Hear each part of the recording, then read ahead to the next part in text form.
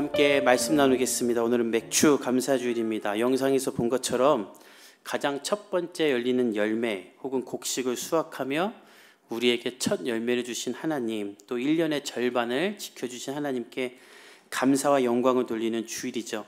저는 이 맥주 감사주일을 준비하면서 우리 안에 우러나는 감사가 있으면 좋겠다. 맥주 감사주일이니까 감사라고 감사해야 된다고 해서 감사하는 것이 아니라 진짜 내 안에 감사가 터져나왔으면 좋겠다라는 마음이 있었습니다. 왜냐하면 그렇게 하지 않으면 우리가 감사 노동을 할 수도 있어요. 감사 노동. 이건 제가 만든 말인데 어디 있는지 모르겠지만 감정 노동이라는 게 있죠. 국어사전에 감정 노동을 다음과 같이 말합니다. 실제적 감정을 속이고 전시적 감정으로 고객을 상대해야 하는 노동. 백화점이나 대형마트의 판매직 사원, 승무원 등이 자신의 감정과 기분을 통제하며 언제나 고객에게 친절하게만 대해야 하는 일을 말한다. 나는 지금 힘들고 화도 나고 회사 때려치고 싶은데 웃어야만 하는 사람들. 사실 뭐 그냥 웃으면 되지, 웃는 게 뭐가 힘들겠어요. 그냥 웃으면 되지, 그냥 웃어주면 되지, 그까짓 거. 근데 그 웃음 뒤에는 짓밟힌 내 인격이 있고 내 모욕이 있고 내 수치가 있기 때문에 사람들은 이것을 감정 노동이다라고까지 말하죠. 나이 많다고 나이 어린 사람에게 함부로 하고 나는 손님이니까 너는 내 말에 들어야 된다고 막 화내고. 왜 우리나라가 특히 이게 심한가 제가 생각해보면 90년대에 식당들마다 장사 잘 되게 한다고 손님은 왕이다 이런 걸 붙였어요. 그리고 정말 손님을 왕처럼 모셨어요. 텔레비전에는 손님 오면 절하는 식당 사장도 있었어요. 그렇게 하다 보니까 손님들이 진짜 10,000원짜리 국밥 먹으면서 지가 왕인 줄 알고 종업원들에게 함부로 대하고 3,000~4,000원짜리 커피 먹으면서도 막 승질내고 빨리 안 나온다고 화내고, 그리고 상식적 대응을 하면 별점 테러해버리고. 얼마 전에 뉴스에 보니 조그만 커피숍인데 우리 교회 반도 안 되는 커피숍인데 커피 한 잔 시키고 프린터기를 갖고 와서 인쇄물을 뽑는 사람도 있었다고 뉴스에 나왔어요. 그런 사람들 보면 소리를 지르고 쫓아내는 게 상식인데 그 상식을 못하니 사람들이 병에 걸리는 거죠. 제가 10년 전쯤에 미국 포틀랜드에서 밴쿠버로 가는 비행기를 탄 적이 있어요. 1시간 정도밖에 안 되는 거리인데 아주 작은 경비행기, 프로펠러 비행기예요. 한 30명, 40명도 안 타는 것 같아요. 근데 한 10명 탔는데 저도 이제 그 비행기를 타는데 가방도 제가 끌고 가서 비행기 앞에 가면 실어주고 티켓팅도 그냥 제가 하고 올라갔더니 아무 데나 앉고 싶은데 앉으래요. 그리고 앉았고 비행기 기장은 비행기 문을 열어놔요. 그리고 인사를 하는데 이건 무슨 한강 유람선 타듯이 장난을 치는데 1시간 거리거든요. 여러분이 말을 잘 들으면 1시간 안에 가고 말을 안 들으면 10시간 걸려서 가겠습니다. 그리고 막 웃고 떠들고 장난을 쳐요. 근데 그러고 나서 딱 비행기가 떴는데 승무원이 땅콩하고 오렌지를 저한테 주고는 제 뒤에 앉아서 1시간 동안 옆에 있는 승객하고 수다를 떠는 거예요. 승무원이 일은 안 하고. 근데 제 뒤니까 듣는데 실현을 당한 것 같아. 그래서 막 위로해주고 괜찮다고 또 좋은 사람 만날 거라고. 그래서 저는 진짜 이런 비행기가 다 있나 하고 땅콩과 주스를 1시간 동안 천천히 마시면서 밖에 보면서 가야지 하고 있는데 도착 15분 전에 승무원이 갑자기 일어나더니 제 땅콩과 주스를 그냥 치워버렸어요. 곧 착륙한다고. 지금 치우고 자기도 앉아야 된다고. 제가 그 승무원을 보면서 무슨 생각했냐면 우리나라 승무원들이 저렇게 일하면 정말 우울증 한 명도 안 걸리겠다. 사실 저게 틀린 게 아니건데 우리나라에서는 상상도 못하죠. 그러니까 감정 노동이란 말도 있죠. 마찬가지로 저는 이 감정 노동처럼 감사 노동이라는 것도 우리 안에 있다고 생각해요. 나는 감사할 것이 하나도 없는데 너 감사하고 살아라. 감사해야 복 받는다. 감사하는 사람의 뇌는 다르다. 뭐 어디 직장 다니는 게 힘들다고 투정이냐. 요즘 세상에 먹고 사는 게 어디냐. 결혼이 뭐가 힘드냐. 결혼한 게 어디냐. 고생 안 해봐서 감사한 줄 모른다고 그러고. 감사할 것이 없는 사회인데 그 안에서 또 감사라고 감사를 강요하는 사회. 누구는 감사 안 하고 싶나? 감사할 게 없는데 아무리 찾아봐도 원망밖에 없고 화밖에 없는데 감사라고 하고 게다가 교회는 1년에 맥주감사절, 추수감사절까지 있으니 이거 감사를 해야 하나?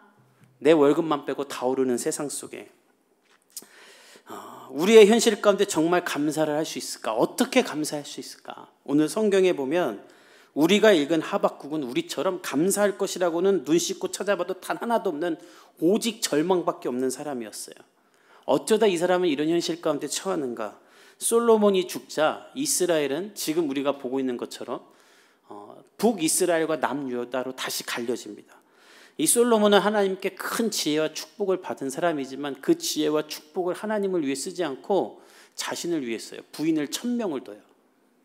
부인이 1000명이래. 부인 얼굴도 모를 것 같아, 나 같으면. 근데 왜 그렇게 결혼했냐면 학자들마다 여러 설이 있는데 정략적 결혼도 있고 솔로몬이 너무 강하니까 주변에 있는 조그만 국가들이 사돈을 맺으려고 한 것도 있고 솔로몬이 이 지혜와 지식이 너무 뛰어나서 막 궁금한 게 많은 거예요. 그래서 이방 문화들을 알고 싶으니까 그 나라 공주들 데려오는 거죠. 그래서 그 결과 이방 신도 들어오고 이방 문화로 들어오자 이 이스라엘이 하나님의 거룩함은 다 사라지고 온갖 바알과 아세라를 섬기는 나라가 됐어요. 그래서 북이스라엘과 남유다로 나뉘게 되고 북이스라엘은 먼저 멸망을 했어요. 근데 마지막으로 남유다가 남아있는데 이 남유다마저도 멸망을 하게 되자 하박국이 하나님께 질문합니다. 왜 하나님은 이스라엘이 이렇게 타락하도록 멸망하도록 내버려 두셨습니까? 그 옛날 아브라함을 택하실 때 아브라함을 통해 큰 민족을 이루고 선민, 내가 택한 나라를 세우겠다라고 하셨으면서 지금 우리의 왕은 애굽으로 끌려가고 나라는 바벨론에 침략당하고 수많은 고아와 과부가 생겨나는 이 현실은 도대체 무엇입니까? 라고 하나님께 따져요. 우리 그 본문이 하박국 1장 2절인데 우리 한번 자막을 통해 한번 읽어봅시다. 함께 읽겠습니다. 시작. 여호와여 내가 부르짖어도 어느 때까지리이까 내가 강포로 이 하박국은 너무 답답해서 하나님 앞에 이런 현실을 막 구하고 기도하고 왜 이런 일이 일어납니까? 라고 말하는데 하나님은 대답도 안 하시고 구원도 안 하세요. 그러니까 선지자는 정말 비참하죠. 하나님께 구하는데 하나님이 대답을 안 해줘. 하나님 앞에 기도하는데 하나님의 응답이 없어. 이게 얼마나 선지자로서 참 비참한 일입니까? 존재의 이유를 상실하는 것이죠. 그래서 하박국은 계속해서 하나님 앞에 부르짖습니다. 근데 그럴 때 하나님이 드디어 대답을 하시는데 어떤 대답을 하냐면 상상도 못할 대답이에요. 하박국은 하나님이 내가 너 구원해 줄게라고 말할 줄 알았는데 내가 너희들 멸망하도록 내버려 둘 거다. 너희는 놀랄 것이다. 왜냐하면 내가 사납고 성급한 사람들, 즉 돌아다니며 노략을 하는 갈대아 사람 바벨론을 말이에요. 이 바벨론을 일으켜 너희를 넘길 것이다. 나는 너희를 구원하지 않을 것이다. 바벨론은 표범보다 빠르고 이리보다 싸나우며 독수리가 날아 먹이를 움키려는 자들 같을 것이다. 그들이 너희를 삼키도록 내버려둘 것이다. 그러니까 하박국은 이에 충격을 받아요. 하나님이 우리를 구원해 주시지 않는다고? 우리나라가 망하도록 내버려 두겠다고? 하나님이 우리는 사용하지 않고 바벨론을 사용하겠다고? 하박국은 그런 하나님이 도저히 이해가 되지 않아요. 그래서 하나님께 또 따지는데 우리 1장 13절 우리 자막을 통해 읽어봅시다. 시작. 주께서는 눈이 정결하심으로 악을 참아 보지 못하시며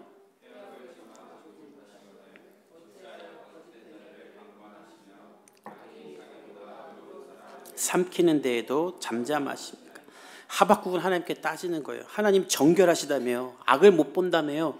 패역을 참아 보지 못한다면서요. 근데 어찌 지금 방관하신다고 합니까? 악인이 자기보다 의로운 사람을 삼키는데도 잠잠합니까? 이스라엘이 아무리 타락했어도 바벨론만큼이겠습니까? 어떻게 이루실 수 있습니까? 하박국은 이해가 안 되는 거예요. 그래서 하나님한테 막 따집니다. 우리도 그럴 때 있죠.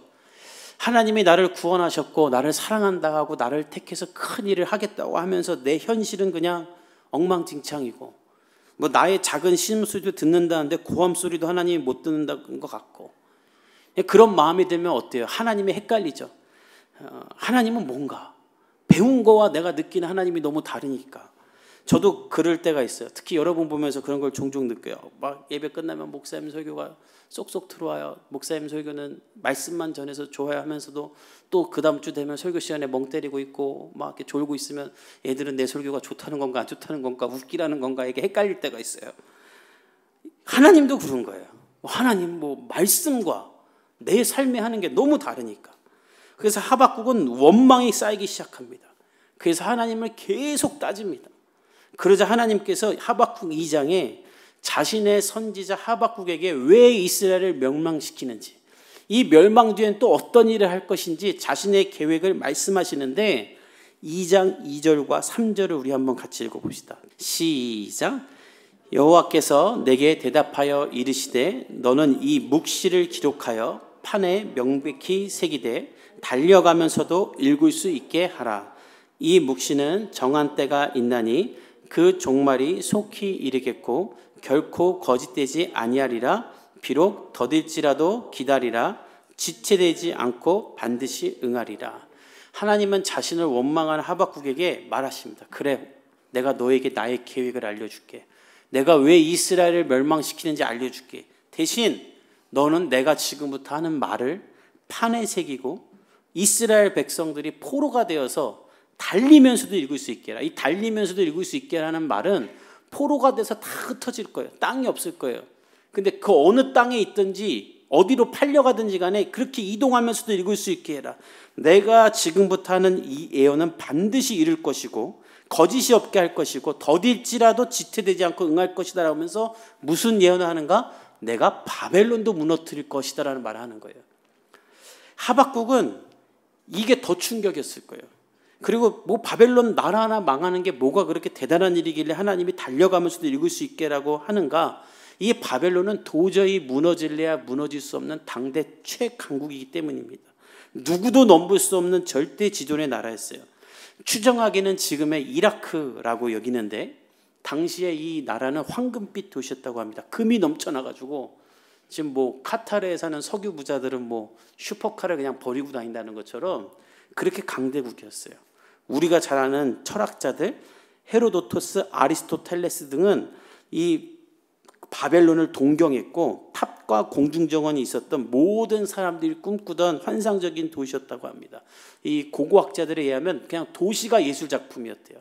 우리가 해외에 어느 멋있는 도시 가면 도시 자체가 무슨 유네스코에 상지된 그런 도시들처럼 이 나라는 쐐기 문자, 60진법의 사용, 건축 기술력, 뭐 세계 최고라는 것은 다 갖고 있는 유프라테스 강을 이용한 아주 그냥 부자 나라였대요. 근데 이 나라는 망할래야 망할 수가 없는 나라예요. 대국이에요. 근데 하나님이 그 나라도 내가 무너뜨릴 것이라고 하니 하박국은 믿을 수가 없는 거예요. 하나님은 하박국이 믿을 수 없는 걸 아셨어요. 그래서 또한 기록하라고 하는 거예요. 하박국이 못 믿으면 이스라엘 백성들도 못 믿을 것이기에 하나님은 내가 이 일을 반드시 할 것이 판에 새기고 포로로 끌려가면서도 이 사실을 잊지 않도록 마음에 새기도록 하나님은 이것을 새기라고 하신 거예요. 즉 하나님의 계획은 무엇인가? 지금 이스라엘을 멸망시키지만 바벨론을 통해 하나님은 바벨론도 멸망시키실 거예요. 왜 하나님은 다 이렇게 멸망시키시는가? 그 이유를 하박국 2장 14절에 기록하는데 우리 한번 같이 읽어봅시다. 시작. 이는 물이 바다를 덮음같이 여호와의 영광을 인정하는 것이 세상에 가득함이니라. 하나님이 왜 이스라엘도 멸망시키고 바벨론도 멸망하는가? 모든 나라들이 하나님을 인정하지 않고 내가 원하는 대로 내 느낌대로 내 탐욕대로 하나님을 떠난 헛된 신들을 섬기며 쾌락을 누리고 있기에 하나님은 이 모든 민족을 심판하심으로 말미암아 모든 민족이 물이 바다를 덮는 것처럼 여호와의 영광을 인정하게 하겠다라는 거예요. 그래서 이 일을 하는 동안 이스라엘 백성들은 고난을 당할 것이니 그 고난 중에 믿음을 잃지 않고 소망을 가질 수 있도록 이 글을 새겨라. 그러면서 하나님이 우리가 하는 유명한 말씀하세요. 오직 의인은 믿음으로 말미암아 살리라. 하나님이 하실 이 일을 믿으면서 믿음으로 살라는 거예요. 하나님은 온 세상의 주관자가 강대국이 아니라 나 여호와임을 알게 하겠다. 내가 모든 세상의 악과 음란함과 거짓과 사단을 무너뜨리고 모든 민족이 하나님을 시인하며 하나님께로 돌아와 구원을 얻도록 나는 일하고 있는 것이다. 하박국가 원망할 일이 아니다라고 말하는 거예요. 하박국은 이 하나님의 원대한 계획을 듣고 깨닫습니다. 지금 하나님이 하는 일은 멸망을 하는 일이 아니라 회복을 위한 일을 하시는 거구나. 거짓과 우상과 술수와 하나님으로 떠난 것들로 가득한 이 나라를 다시 세우기 위해 하나님은 일하고 계시는 거구나. 모든 것이 하나님 손 안에 있구나. 하박국은 이걸 깨달아요. 그래서 하박국 맨 마지막 세 절 3장 17절, 18절, 19절 우리가 오늘 읽은 이 본문에 하박국은 모든 의심과 절망과 두려움을 찬송으로 바꿔서 고백합니다. 우리 17절부터 19절을 읽어봅시다. 시작. 비록 무화과 나무가 무성하지 못하며 포도나무에 열매가 없으며 감람나무에 소출이 없으며 밭에 먹을 것이 없을지라도 나는 여호와로 말미암아 즐거워하며 나의 구원의 하나님으로 말미암아 기뻐하리로다. 주 여호와는 나의 힘이시라.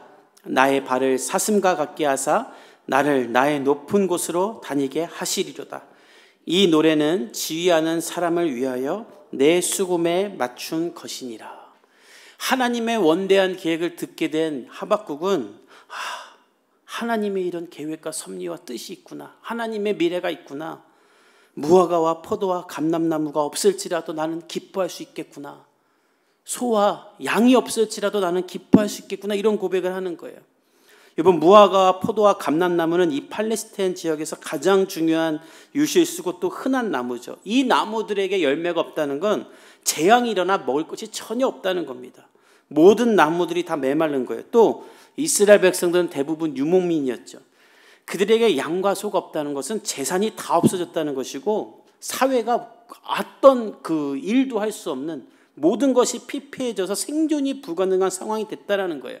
하박국은 그런 상황이 될지라도 나는 이제 즐거워하고 기뻐하겠습니다. 왜냐하면 이것으로 끝나는 것이 아니라 이 상황 가운데 하나님은 다시 우리를 일으켜 세우시고 나의 힘이 되시고 나의 발을 사슴과 같게 하사 높은 곳으로 다니게 하실 것이기 때문에 하박국은 감사하며 기뻐할 수 있다라고 말하는 거예요.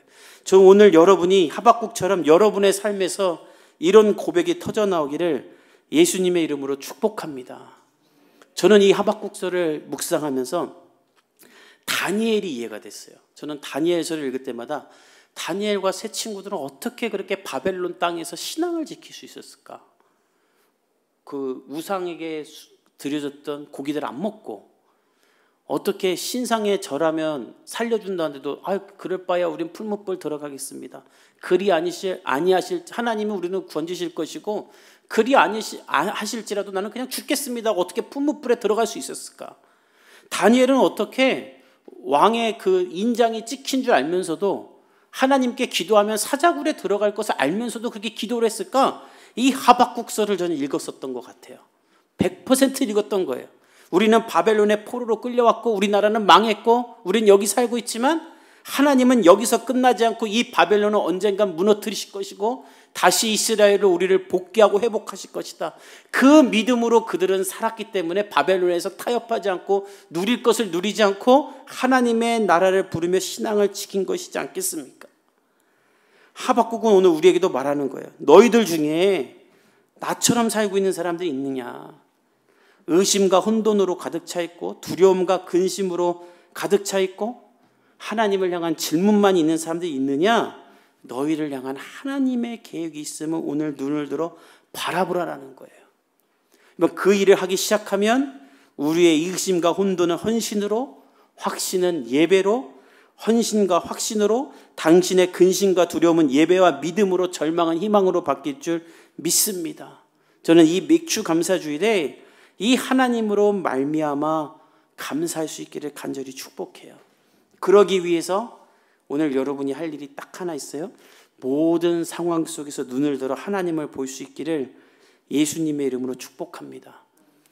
여러분의 생각으로 여러분의 판단으로 미래를 축축하며 의심하지 말고 나를 향한 하나님의 계획이 있음을 바라보세요. 그러면 모든 것이 다 바뀔 수 있어요. 경제적인 어려움이 있고 미래가 불투명하고 수입이 없고 해결되지 않는 문제가 있을지라도 이 모든 것을 하나님이 운영하고 계시고 이 모든 것이 하나님의 손안에 있다고 믿기 시작하면 내 관점이 변하고 관점이 변하면 내 태도가 변하고 내 태도가 변하면 내 삶이 바뀔 수밖에 없는 거예요.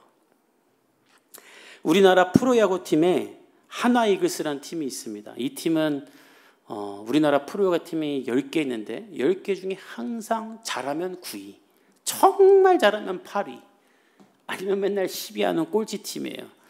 얼마나 이 팀이 해도 안 되는지 야구의 신이라는 김성근 감독, 가장 많이 우승을 한 김은용 감독을 데려다가 해도 이 팀은 회복이 안 돼요. 몇십억 주고 60억, 70억을 주고 선수를 사와도 이 팀은 순위가 올라가질 않아요. 그래갖고 몇 년 전에 아예 그 메이저리그에서 활동하던 감독을 데려다가 어차피 맨날 꼴등하는 거 한 3년 동안 선수를 키워갖고 3년 후를 바라보자 하고 하는데 여러 가지 실험을 하는데 실험을 해도 너무 꼴등만 하니까 감독이 잘렸어요. 이 팀은 맨날 꼴등해요. 그래서 이 한화 팬들도 맨날 꼴등하는 자신들을 스스로 위로하고자 응원가를 나는 행복합니다로 부르기 시작했어요. 맨날 지니까 10,000명, 20,000명이 야구장에 모여서 나는 행복합니다. 막 5대0 치고 있어도 나는 행복합니다. 이러고 있어요. 스스로 가스라이팅하고 있는 거죠. 맨날 져도. 이런 팀이에요. 근데 그러다가 한두 달 전인가 그 외국인 감독을 자르고 한화 2군 감독을 하던 최원호라는 감독을 1군 감독으로 올렸어요. 이 감독은 2군 팀을 몇 년 동안 계속 우승시키던 팀이에요. 2군 리그에서. 그리고 이 감독을 선임하면서 무슨 말을 했냐면 이제 육성과 실험을 위한 팀은 하지 않겠다. 이제 이기는 팀이 되겠다. 이기는 팀이 되기 위해 경기를 운영하고 이기는 팀으로서의 그 선수들을 운영하겠다라고 선포했어요. 그리고 지난주 18년 만에 8연승을 했어요. 오늘 이기면 9연승. 그래서 지금 한국 프로야구는 제일 이 집 하나 때문에 뜨거워요. 항상 꼴찌하는 팀이라서 뜨거웠는데 이제는 이 팀이 너무 잘해갖고 순위권 대전은 지금 난리가 났어요. 여러분 주변에 충청도 출신이 있으면 지금 인사마에도 커피 한 잔 바로 보내줄 수도 있어요. 진짜 행복해하고 있어요. 이 사람들이. 어떻게 이런 일이 일어나는가? 바뀐 것 아무도 없어요. 감독 하나 바뀌면서 딱 한 가지만 바꿨어요. 이제 이기는 야구를 한다. 그러니까 다 바뀌는 거예요. 전에는 지면서 실력을 쌓쳤어요. 그러니까 져도 돼요. 어차피 맨날 지고 져도 돼. 우린 지면서 배우자. 우리가 먼저 하루 이틀 졌냐. 우리 팬들은 맨날 행복합니다 해주니까 그냥 지자. 그리고 누구도 기대를 안 하니까 그냥 지기로 한 팀이었는데 감독이 바뀌면서 이제 이기자. 이기기로 결단하니까 선수들이 나가서 하는 플레이가 달라지고 구성이 달라지고 선수를 쓰는 게 달라지고 슬로건이 하나 바뀌니까 팀이 완전히 다 바뀌는 거예요. 하박국도 마찬가지였던 겁니다. 다 망했다고 생각했어요. 나라가 뭐 왕도 없어지고 땅도 없어지는데 망한 거죠. 그런데 그 망한 환경 속에서 하나님이 나타나 그의 관점을 바꿉니다. 너는 망한 게 아니라 내가 새롭게 쓸 인생 가운데 들어선 것이다.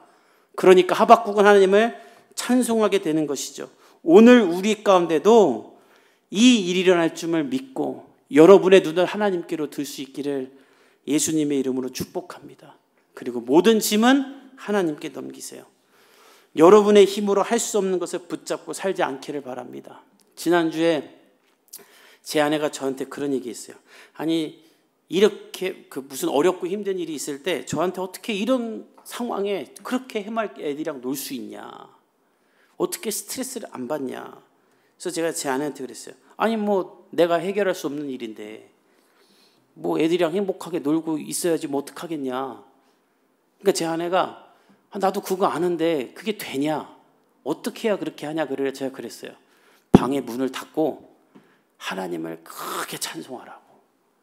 하나님의 찬송도 우린 연약합니다. 이런 거 하지 말라고. 그냥 하나님을 높이는 찬양만 계속 하라고. 저는 교회에서 그걸 하거든요. 10분만 해보라고. 그러면 내 문제 위에 계시는 지존하신 하나님을 향한 나의 지각이 떼어지고 높으신 하나님이 나를 다스리고 있다는 확신이 들어오기 시작하면 염려와 근심을 묵상하는 것이 아니라 이건 하나님께 다 맡기게 되고 나는 나의 환경에서 감사하며 기뻐할 수 있게 되니까 그렇게 하라 그랬어요. 여러분들도 돌아오는 한 주 그렇게 할 수 있기를 축복합니다. 여러분의 삶에 무화과 나무가 무성하지 못하고 포도나무에 열매가 없고 감람나무에 소출이 없고 여러분에게 양도 없고 소가 없을지라도 하나님은 여러분과 함께 하시는 줄 믿습니다. 그분이 여러분의 힘이 되어주시고 여러분의 발을 사슴과 같게 하사 높은 곳으로 다니게 하실 줄 믿습니다. 그리고 그분을 감사하는 복음의 교회 성도들이 되기를 예수님의 이름으로 축복합니다.